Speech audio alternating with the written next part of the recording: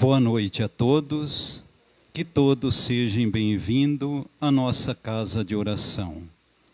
Para aqueles que vieram pela primeira vez, que sejam bem-vindos também. E aos demais também. Que nesse momento possamos já entrar em sintonia com o ambiente, um ambiente agradável, tranquilo, sereno.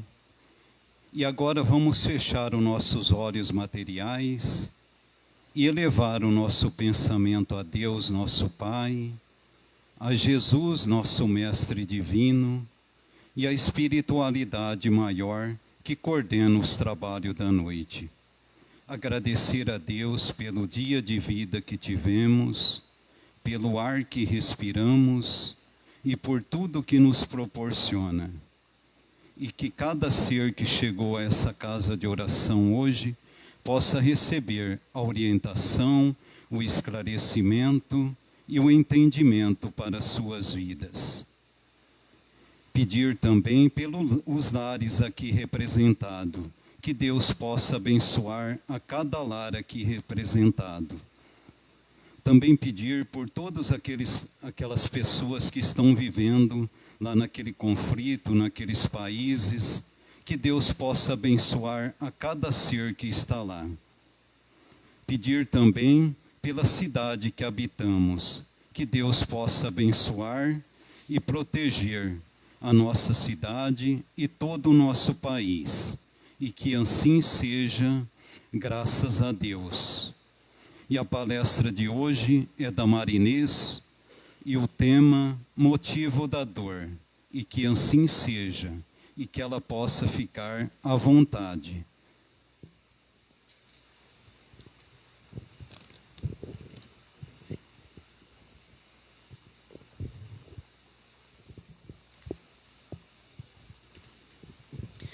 Boa noite a todos. Mais uma vez, todos sejam bem-vindos. Bom, nosso tema de hoje, o motivo da dor. Esse tema, ele já foi abordado pela nossa companheira e palestrante Poliane um mês passado. Como nós estávamos com essa reflexão já encaminhada, e como acreditamos que nada é por acaso, tem um motivo para nós novamente refletirmos sobre esse tema. O fato dele ser recorrente é observarmos o capítulo 5, Bem-aventurados aflitos, do Evangelho, que consta com 31 itens. É o maior capítulo do Evangelho. E por quê? Porque nós estamos nesse planeta de expiações e provas há milhares de séculos, porque nós causamos dores. Bom, Joana de Ângeles, em vários livros psicografados por Divaldo Franco, nos capítulos nos quais ela se refere à dor e o sofrimento, ela cita Buda. E as 4 nobres verdades do sofrimento. Citada Gautama, que é mais conhecido como Buda, ele foi filósofo e mestre espiritual e fundador do budismo. Ele esteve no mundo há vários séculos antes do mestre Jesus. E assim como mestre, ele usava parábolas para ensinar os seus discípulos. Mas ele se dedicou incansavelmente para a erradicação da causa do sofrimento no mundo. E as 4 nobres verdades são a verdade do sofrimento, a verdade da origem do sofrimento, a verdade da cessação ou término do sofrimento e a verdade do caminho que leva à cessação do sofrimento. Para Buda, o sofrimento quer dizer insatisfação. Não é possível nesse mundo ter ou conquistar total satisfação nesse mundo. E o Mestre Jesus, mais tarde, disse que a verdadeira vida e a felicidade não é desse mundo. Se nós prestarmos mais atenção, com outro olhar, às notícias do mundo, nós vamos ver, observar, que as dores estão aumentando. Há dores que vêm do externo, causado pela natureza, com a água, o fogo, o frio, o calor, os terremotos, que ceifam muitas vidas, trazendo a dor da separação pelo desencarne, pelos desaparecimentos, trazendo a fome, a doença, a falta de abrigo e provocando a dores internas, como o medo, as angústias, a ansiedade, a saudade, o desespero. E há também aquelas dores que vêm do externo causado pelo homem, como a violência, a incitação às drogas, ao suicídio, à prostituição, a violência doméstica, as guerras, que causam marcas profundas em quem vivencia e também nos que rodeiam, os que os amam. Infelizmente, depois que nós assistimos essa notícia, nós ficamos assim horrorizados, chocados, por alguns instantes. Depois passa. E não mais nós lembramos dos acontecimentos. Por quê? Porque nós estamos preocupados com nossos próprios problemas e também porque esses fatos, para alguns de nós, ou a maioria de nós, não acontecem próximos a nós. Aí nós pensamos, mas também o que eu posso fazer? Nós podemos fazer muito. Primeiro, praticar o bem e contagiar com esse bem. Ter compaixão e empatia por todas essas pessoas. Pedir ao Mestre Jesus que termine ou amenize com essas dores e que eles possam se fortalecer para continuar com a sua jornada, continuar com a vida. Mas o que é a dor? Para a sociedade brasileira, para o estudo da dor, que reviu esse conceito em 2020, ele diz o seguinte: a dor é uma experiência física e emocional desagradável, semelhante e associada a um dano tecidual, real e potencial. Meio complicado. O que quer dizer?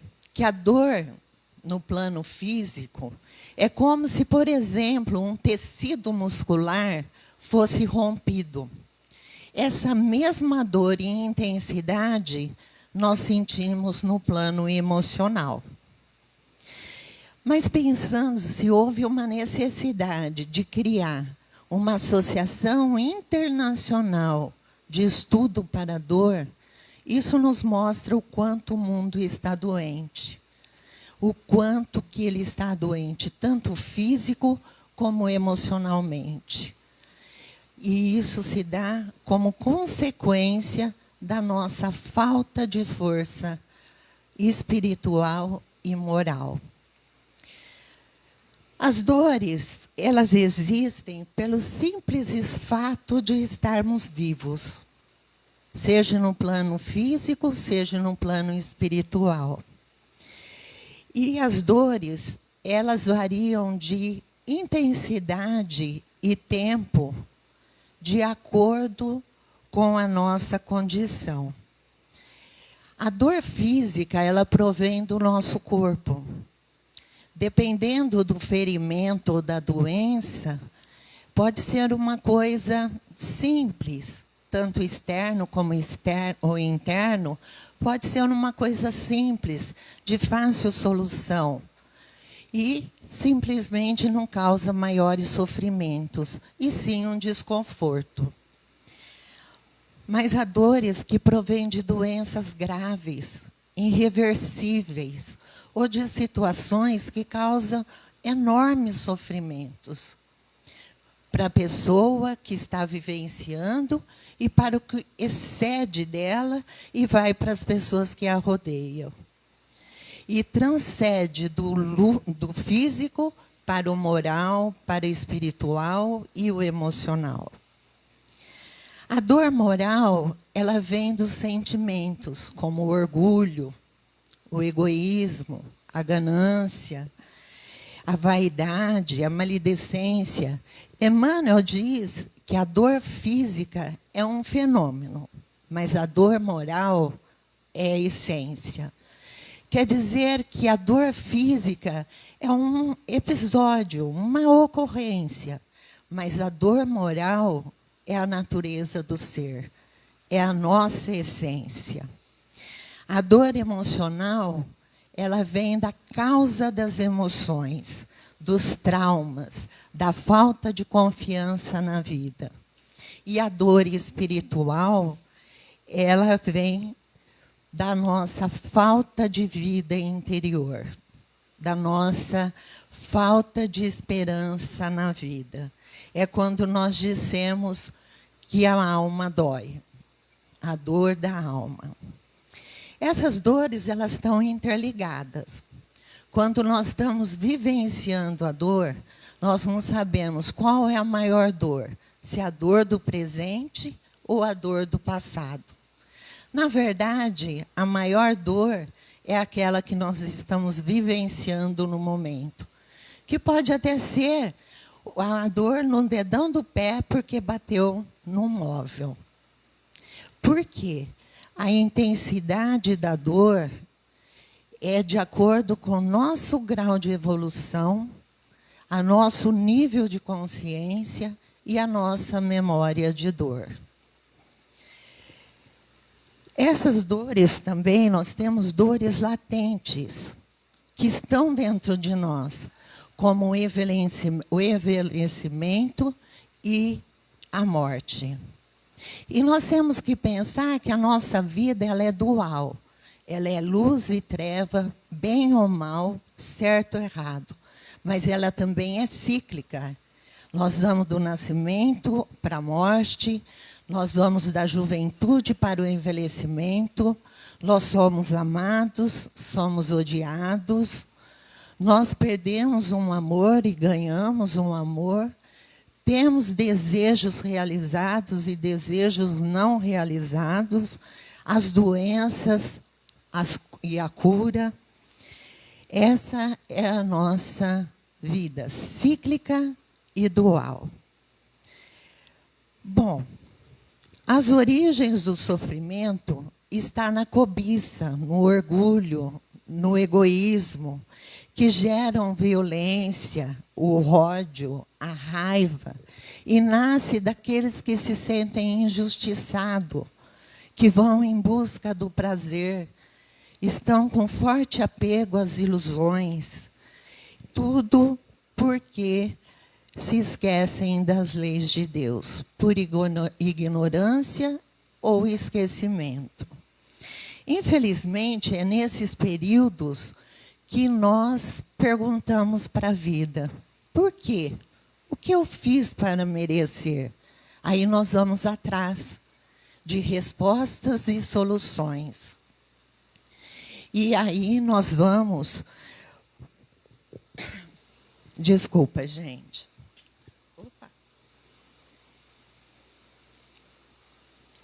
Porque nós somos muito frágeis diante do sofrimento. E não podemos esquecer que nós somos espíritos em construção, tanto na ética quanto na moral. Mas vamos agora analisar o que quer dizer dor. Eu sempre gosto de ver as origens da palavra. Eu acho que diz muito. E vamos, então, refletir. O que quer dizer dor?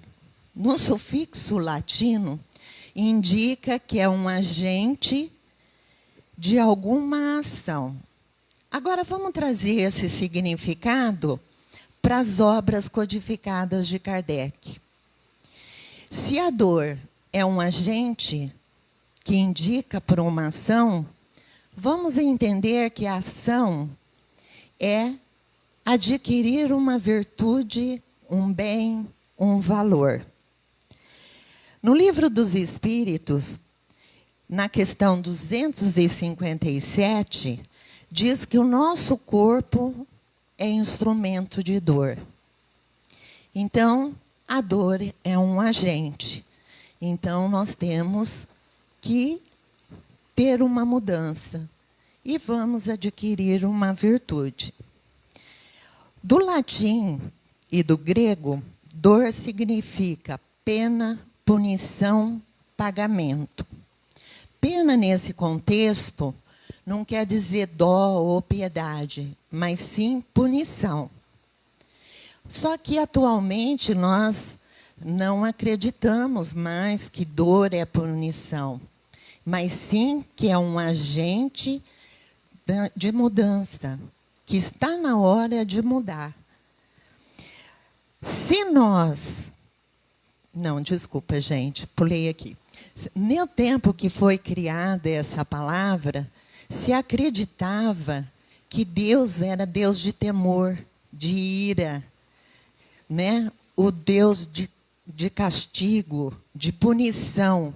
E, na verdade, Deus só quer ser amado como Pai justo e bom. Pagamento. Pagamento é outra palavra para dor, do latim e do grego. Aí nos remete para a lei de causa e efeito, de ação ou reação. Essa lei específica, ela não consta no Livro dos Espíritos, mas ela está em toda a obra codificada, de forma implícita ou explícita. Mas tem uma frase de Sócrates que sintetiza bem essa lei de ação e reação. Ele diz: a justiça conduz aos nossos lábios a taça que nós mesmos envenenamos. Se nós causamos mal, se nós causamos dores, nós temos que reparar. Então, beberemos das mesmas dores. E nós só causamos o mal porque nós usamos o livre-arbítrio. Poderíamos usar só para o bem, mas como nós somos dual, luz e treva, nós usamos o mal.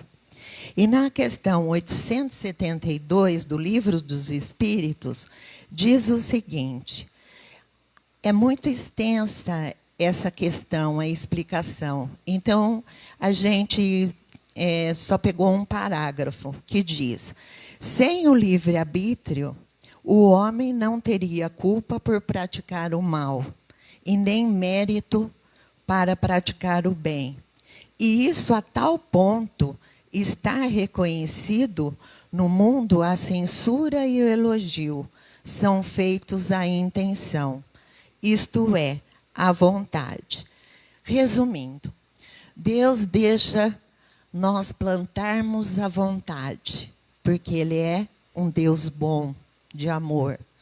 Mas Ele também deixa nós colhermos, porque Ele é um Deus justo. E aí nós vamos colher como? Através da reencarnação. Porque pagamento quer dizer resgate também. Significa resgate. E no Livro dos Espíritos diz que para a gente alcançar a perfeição durante a vida corpórea, o que precisamos ter? Sofrer uma nova existência. Só que nós, pelo esquecimento, nós não lembramos do que foi acordado no plano reencarnatório. Então, nós achamos que o que sofremos pode ser castigo ou punição.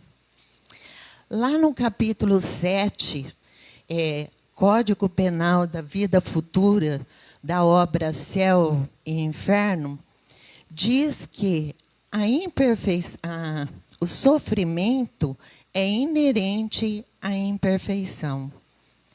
Se nós temos dentro de nós a imperfeição, porque nós somos imperfeitos, logicamente o sofrimento andará junto. Mas Kardec cita 3 passos para a gente alcançar a regeneração. O primeiro passo é o arrependimento. Quanto mais cedo nós fizermos, mais rápido e a gente menos vai sofrer. E nós vamos suavizar as nossas ações para o segundo passo, que é a expiação. Seja dessa vida, seja na vida espiritual, ou seja na nova existência. E o terceiro passo é o reparação. Nós vamos fazer bem àqueles a quem nós fizemos o mal ou induzimos ao mal. Mas como Deus, Ele é todo amor, bondade e justiça, Ele não vai querer que nós pagamos tudo de uma vez, todo o mal que nós fizemos, nem a intensidade que nós fizemos.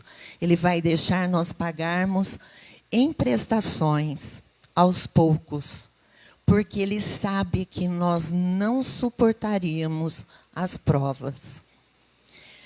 Bom, gente, para concluir, vamos ilustrar com um conto, né? Com uma historinha, para ilustrar o que nós falamos até agora. Havia um jovem que procurou um mestre se queixando a respeito das suas dificuldades da vida, dizendo que ele estava sofrendo muito, que ele tinha muitas dores, que ele não sabia o que fazer e como que ele poderia superar todas essas adversidades e ele, dessa vida complicada, de todas essas dores. O mestre, então, sai da cabana com uma tigela de sal e pede para que ele encha a mão e feche o sal. Aí ele traz um copo de água e diz para o jovem, solte o sal. E o jovem solta.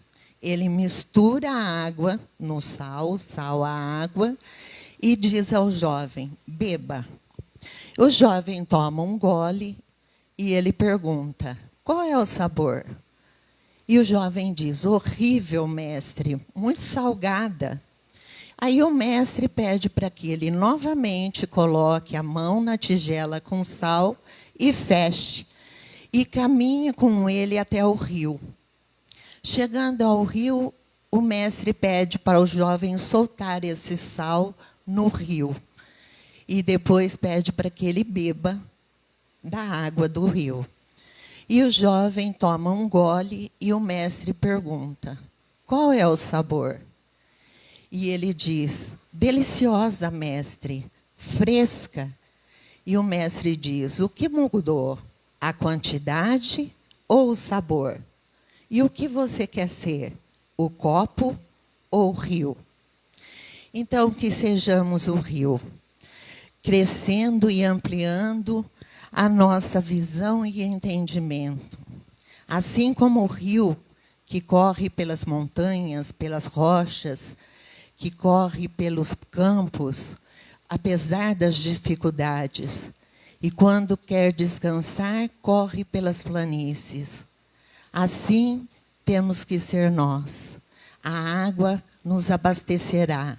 E quando nós estivermos cansados e desanimados, nós descansaremos no braço do Pai, sob a tutela do nosso mentor e nosso guia espiritual. Assim como o rio corre pelas rochas e cai no penhasco, quebrando a água para renovar o oxigênio e ganhar vida, assim temos que ser nós. Quebrar nossos vícios e nossa sombra para termos vida e sermos felizes.